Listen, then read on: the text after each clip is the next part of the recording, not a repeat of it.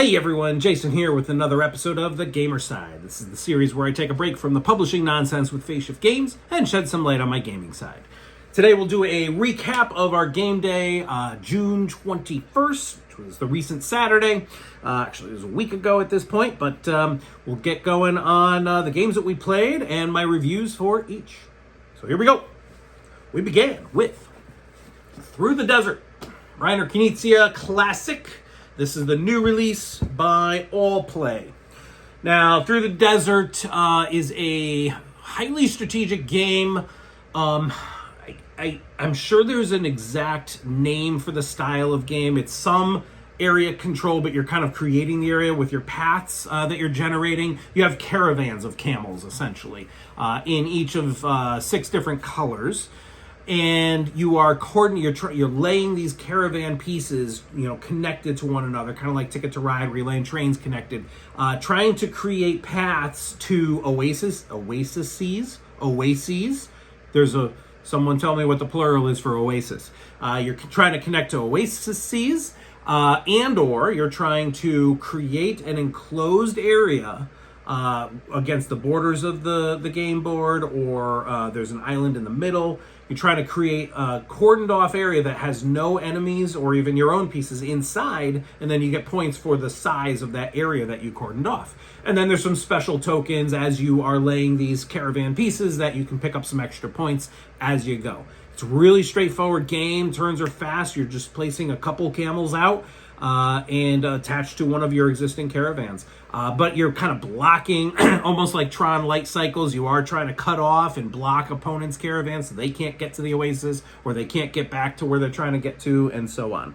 I had played it years ago several times. Liked the game a lot. I never had a chance to pick it up. Then I saw that All Play was releasing it, and I got very excited, picked it up. Really solid game. As far as fiddliness, the game setup has a little fiddliness. I call it low fiddly factor. There is some tedious setup with the different oases that you have to put out and some special scoring tokens. You have to separate out all the different colors of caravans and then the player colors that sit on top of those. So there's a little bit of setup fiddliness there, but totally acceptable for the enjoyment that you're going to get out of the game. Likewise, the gameplay itself has a little fiddly factor, the color recognition being the most important there, and I cannot emphasize this enough. If you are somewhat colorblind, I don't know how you can play this game. Now, granted, they did release, which I'll talk more about, they did release a wooden token upgrade pack, where the different colors are actually different shapes. So like instead of all just being camels, maybe some are elephants or pumas or something like that. But they are still hard to, like, I would not want to play this if I was colorblind. I'll just say that. So the color recognition, even I am not colorblind, and it's still like you have to be able to grok what you're looking at. And that takes me to the one gripe that I have here, and it'll tie in with my pimp potential. If there's pimp potential for this game, I guess I'm going to call this anti-pimp potential. Don't get the wooden upgrade bits. I wouldn't, from All Play. So what do I mean by that? Here is, so the game itself comes with plastic camels, and these are the leaders. And I'll just pull out one of the leaders here. That's the red camel caravan line, and that's the green leader sitting on top of that red camel. Well, in the wooden upgrade pack, I'd have to find that exact one. What was that? Red with green. Well, here's red with, I don't even know what color that is. Here's red with pink. That's the wooden one. Now, the rider there is barely distinguishably pink. Here's the purple caravan with the blue leader. I keep adding to these. Here's the purple caravan with like the silver leader. These are the wooden ones, which are supposed to be upgrades. Here's the yellow camel with the green versus yellow camel with the yellow. because the artwork on these is mostly line drawings and a little bit of shading, these are not easy to distinguish. I tried to pimp out my game by getting the upgraded wooden bits, and I like the elegance of wood. But the artwork, the way that they printed the artwork on these with that kind of outline drawing style and light shading in between makes it really hard to see the differences in the colors. Now, let me give you some comparisons. This was the wooden yellow with green. Here's the camel yellow with green. Here's purple leader with blue, and here's the camel purple with blue. Like, the contrast, this is so much more distinguishable, the plastic ones. And when I just grab a couple of these plastic ones and show them up here, like, it's so much clearer. That's a solid yellow camel with a solid pink rider, solid purple camel with a blue rider, yellow camel with the green rider. It's so distinguishable to the point where I had already essentially discarded these. I put them into this giant jug that I have of components that I don't need. All the plastic ones went in there. I ended up sifting them out. I had never done this before, going back into my jug. I essentially downgraded my copy of the game to now include what comes with the game, which are the plastic ones here.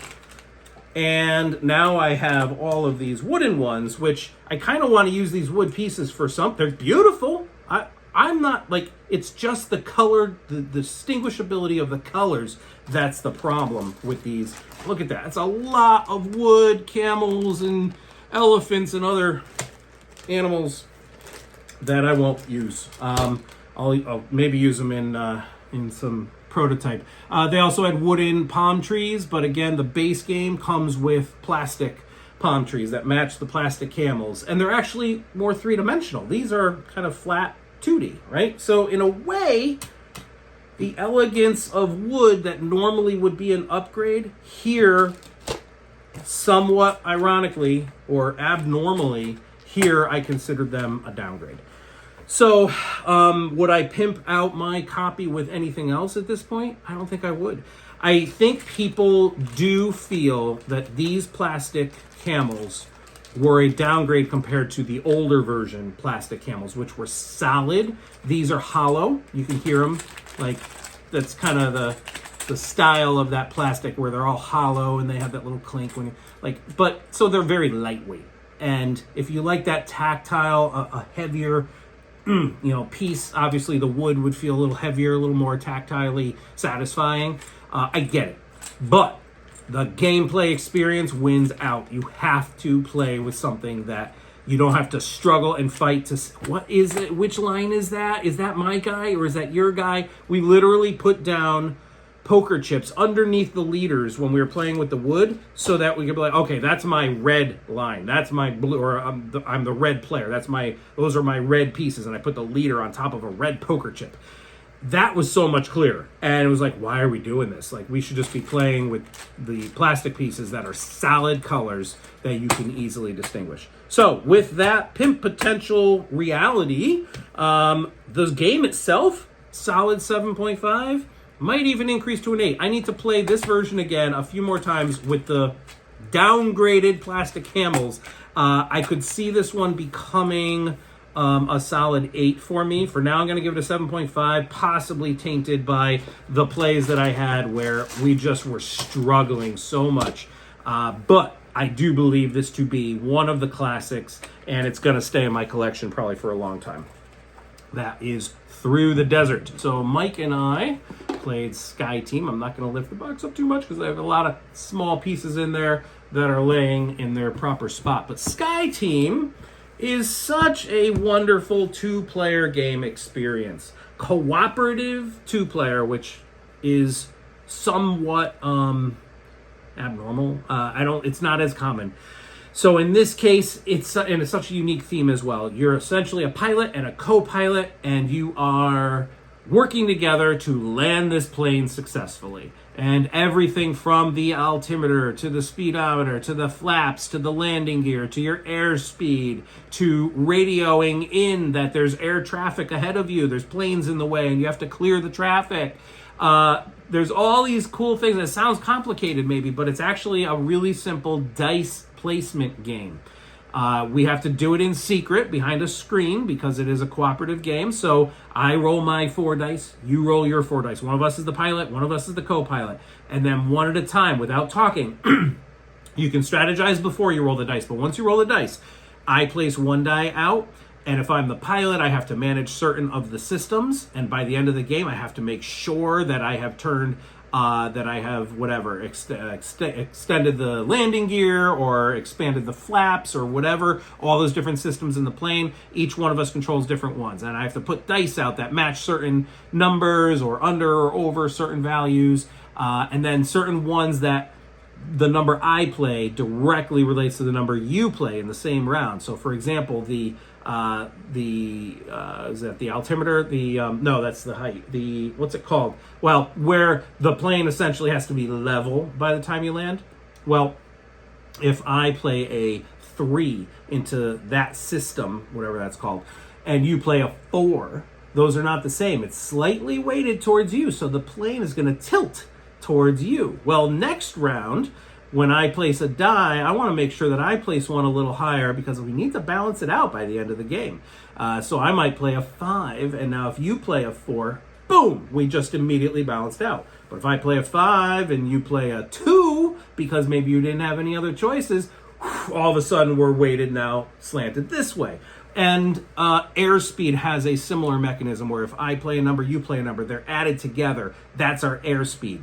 And that has to be at an appropriate value in between a certain threshold, which changes throughout the game based on other systems, so that we don't approach the airport too early or too late based on our altitude. That's the altimeter. In any case, it sounds complicated, but it's a very elegant game in terms of how simple it makes the placement of these things and visual. There's just little switches like, did I extend the flaps in each of the 3 or 4 places where I have to? And you just slide a little switch over and it put where the dice goes and its little spot says it right on there. Has to be a 1 or a 2, or it has to be a 4 or higher or whatever. So it is very straightforward, but so thematic and cool. And you might say, like, isn't it just entirely luck-based? There is some manipulation of the dice. There is some re-rolling that you can do. You can spend a turn and spend a die to brew coffee. I love it. And with a coffee token, now that you have it, that can add or subtract 1 from a die when you need it. Because like at the end of the game, that tilting has to be balanced perfectly or you will not land success. You will crash. So you do have some of those aids by the end of the game. And you also start to learn, like, okay, I'm going to place my die in this particular system first because I want you to see what I place there so that while you have more choices of your dice, you'll put, hopefully, the one that is the perfect match for it. Really, really clever 2-player game experience. Pimp potential for this, maybe a box organizer. I never actually went and looked to see if there's any clever box organizers, 3D printable inserts. I could see that being valuable because there are some little bits. The airspeed indicator, I said it had to be between a certain threshold. Well, the threshold is determined by how many of the landing gears you have extended, how many of the flaps I have extended, and there's 2 very little tokens that kind of shift in these little spots. And then there's another similar token for your brakes at the end. Towards the end, you have to worry about where your brakes are. And the little coffee tokens, and the switches are little small tokens. Just a lot of little small tokens. And then there's some card sheets that are per airport. There's different kinds of airports that you can try to land at, scenarios, essentially. By the way, some of those scenarios have, like, frost, thunderclouds, rain, fog, all these different kinds of weather effects or extra air traffic that you have to contend with. And so that adds some interesting spice. So we just did, there was a promo for the Dusseldorf airport, which is the airport you typically fly into when you're going to Spiel Essen each year. So Dusseldorf is now one of the airports that we can land at, and my buddy and I think we crashed and burned right at the end, but we were really close. So anyway, and it had some of those more advanced rules. So maybe a box organizer would be helpful. Other than that, I don't really know of any pin potential here that it needs anything. Fiddly factor is, I'm going to say, low game setup fiddly factor. There are those little pieces. You have to place them out in the exact right spaces to start the game. So setup might take just a little bit. Totally acceptable for the experience that you're going to get out of this. And then as far as gameplay fiddly factor, despite the fact that we are doing all of the things that you need to do to land a plane and how complex that sounds, no fiddly factor whatsoever. It's just an elegant game. It just plays really, really cleanly, and it's satisfying, and it feels like we worked together to land this plane. And I think that's wicked cool. I kind of hope, I know some people are like, I hope they don't, go and build a sci-fi version where you're trying to fly a spaceship. Like, I think some people like the pureness of this being like a real world landing of a plane. I want to see a spaceship version of this. Or a submarine version or something. I don't know. I'm a sucker for fantasizing a little bit. But in any case, a solid 9 out of 10 for me. That is Sky Team. This is the base game, Prepare for Landing. I do seem to recall they may have added a new expansion or have one maybe coming out this year, if I remember correctly. So I will probably be looking for that. That is Sky Team. And that takes us to Fromage. Cheese! And this is the limited edition. Don't actually know. I wonder what's different. I kickstarted this, unless this is the only edition they have. I can't see what else. Anyway, Fromage. Fromage is a delightful Euro-style game that is simultaneous. And that is unusual and super welcomed. So the game is, at the moment, because there's an expansion coming and they're going to add, at the moment, there are essentially four mini games, 4 wedges that make up a circular board in the center of the table. 4 wedges. And each wedge is a different mini game. And each mini game is essentially, if I'm placing my different types of cheese, which I have it's worker placement. I have my workers, they can each place a different type of cheese, and the cheeses can each be of a different age. So there are 3 different types of cheese, and they can each be of 3 different ages. Bronze, silver, gold. Gold being aged the longest and the most valuable.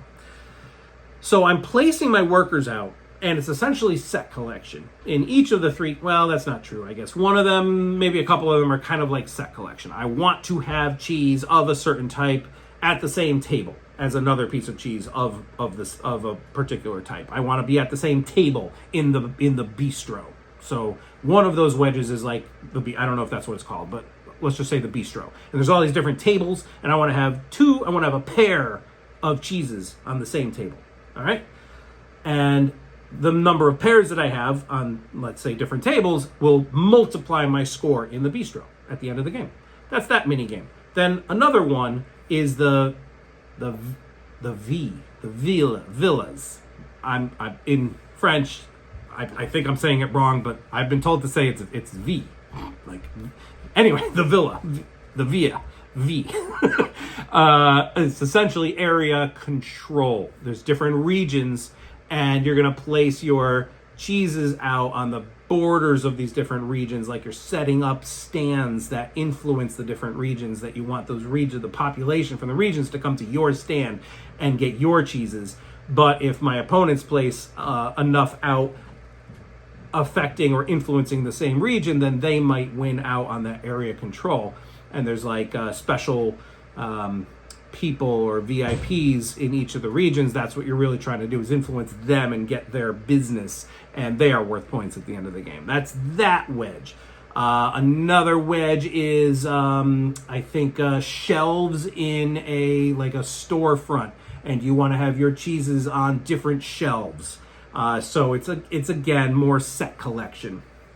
And the last one, I think was like a fair, like a farmer's market kind of fair, and you want to have this one. You're placing cheeses out that you want to have adjacent to one another, creating like a string of adjacent cheeses. And the more in a string of adjacency, the more points you'll get there. So essentially, it's a lot of set collection in different forms, plus the area control one.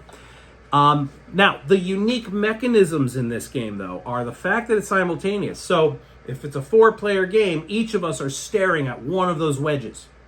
And I have three workers, and each turn I can place 2 workers out into the wedge. And let's say I can place one on the very middle of the board is like just if you want to get resources. And then, but the main part, the mini game part is where you really want to place a worker to drive that set collection, like where my cheese is going to be in the bistro or on this area control board. So I can place 1 to get resources and 1 in the area. And then the board rotates. It's a circular board, and you do set it up with a special little wooden circular peg in the middle so that the whole board can easily rotate 90 degrees. And now I'm staring at the wedge that was previously to my right. It now just shifted in front of me. Now my workers that I placed are over there. They're not, now I only have 1 worker in front of me. When do I get those workers back? When they face me. So as the board rotates, well, these pieces are rotating as well. And remember I mentioned the different ages of the cheese, bronze, silver, gold. Bronze, when you place a worker out and it's for a bronze cheese of one of the 3 types of cheese, doesn't matter. There's brie, soft cheese, hard cheese, I think. Was it brie? I forget what the third one was. In any case, if I place a bronze aged cheese piece out, as soon as that board rotates, my worker, I can see his face from over there to what's now my left. I can see his face. His face is looking at me. That means I get him back. Because bronze ages after just 1 round. So I immediately just took him back, and I had my other worker. Those are my 2 workers now that I can place in this one. Well, let's say that I want to place these 2 in such a way that I want a silver cheese, which is going to age for 2 rounds, and a gold cheese, which is going to age for 3 rounds.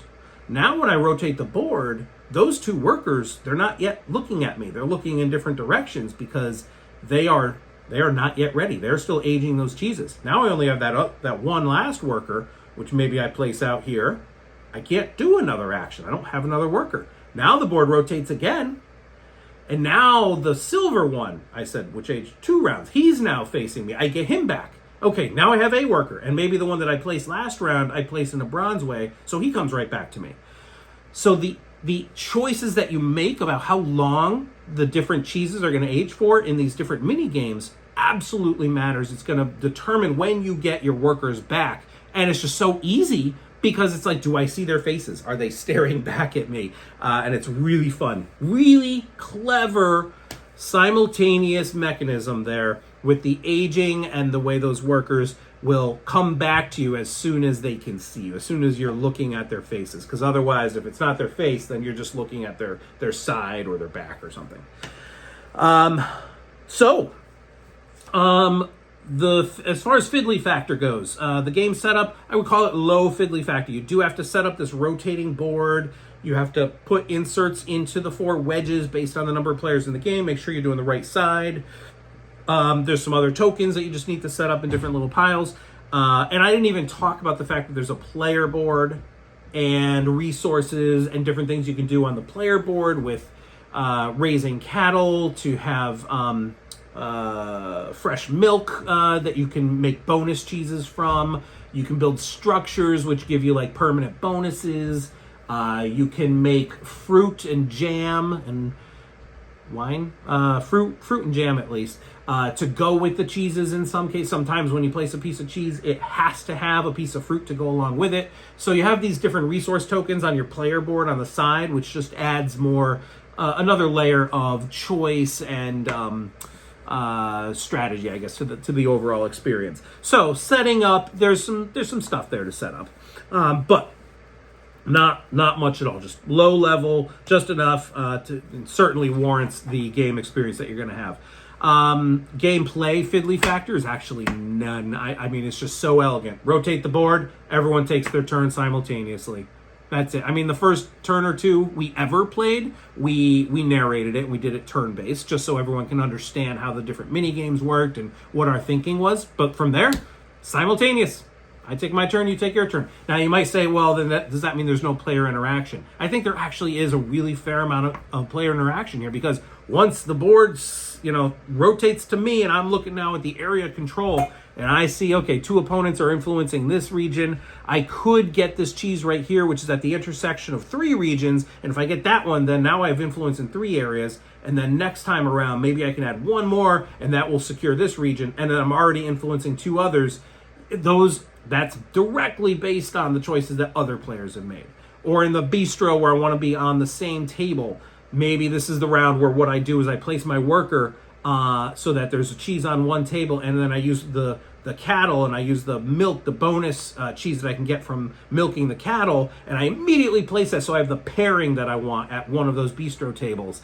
And now when that goes to the next player, that's blocked off. They can't add a cheese to that table because I already have that pairing. So there is I guess it's indirect player interaction, but it turns into direct player interaction as the board is constantly rotating around, since everyone's pieces are in the way.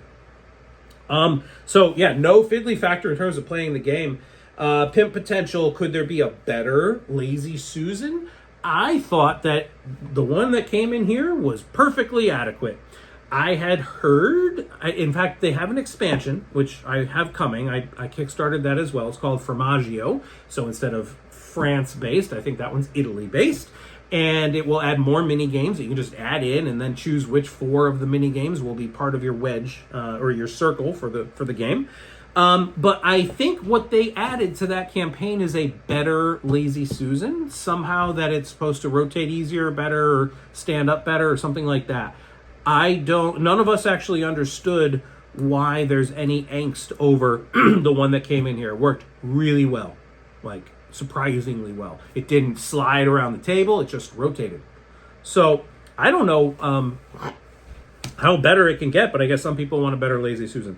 And I do think that the expansion will add life to this. I think it's some much deserved extension of life, because I think as you play this enough times, the 4 mini games might start to feel samey. Like, yep, it's the same 4 mini games.